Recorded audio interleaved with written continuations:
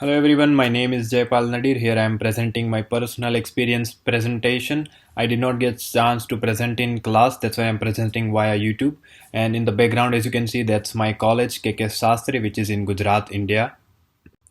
Here I'm gonna give you a short background of me. I do not have any experience or background in agriculture. I have done my bachelor's in biotechnology, in which I have done so many projects, and here I will be talking about the biggest project which I did during my college. Like I said, I do not have background in agriculture, but biotechnology also involves agriculture in it.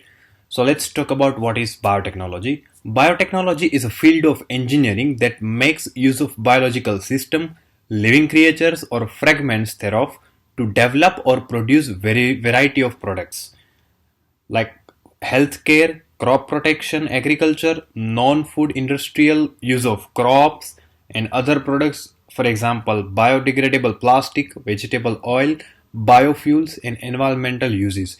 These are the main four industrial sectors where biotechnology is applied. And today I will be talking about genetically modified food, which I was telling you earlier that I have done the biggest project of my life during my bachelor's. So I did genetically modified food. So let's talk about what is genetically modified food, which is also known as GMO. Genetically modified or genetically engineered food have their DNA changed by using genes from other plants or animals.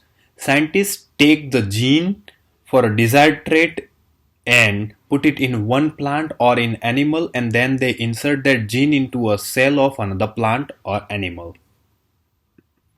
So we will be focusing on the genetically modified food, not the animal. So these are some example of genetically modified foods. For example, corn, soybean, cotton, potato, papaya, squash, canola, alfalfa, tomato, lemon, and many more.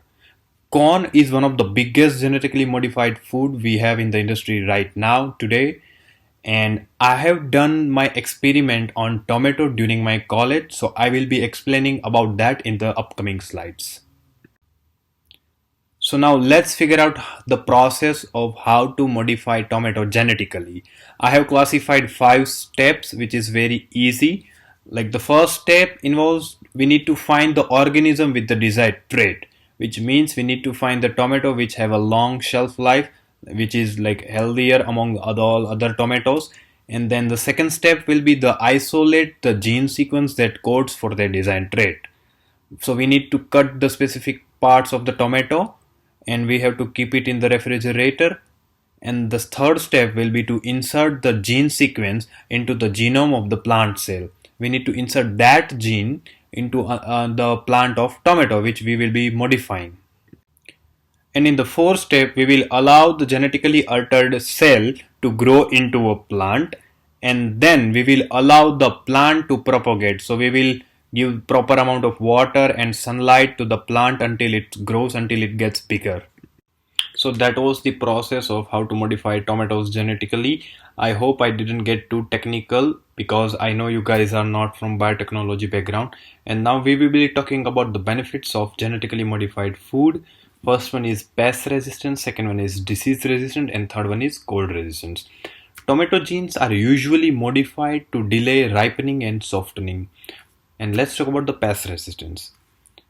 Financial loss is the biggest issue right now farmers are facing, and because of that they are losing their crops, and the main reason is insect. So if they are using genetically modified crops, then they will be eliminating the pesticides and it will increase the production.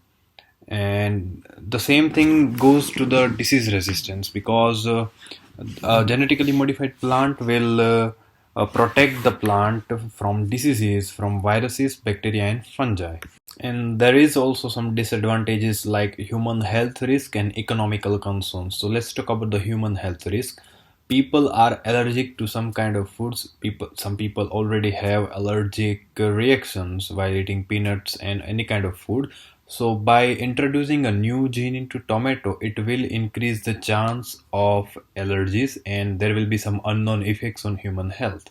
And then if we are selling genetically modified food, then it will be too costly for the people. So most of the people who are belongs to the middle class family, they cannot afford this kind of food. So that's all for today, guys. That was my personal experience individual presentation. I hope you liked it, and thank you for watching. Thank you for your time.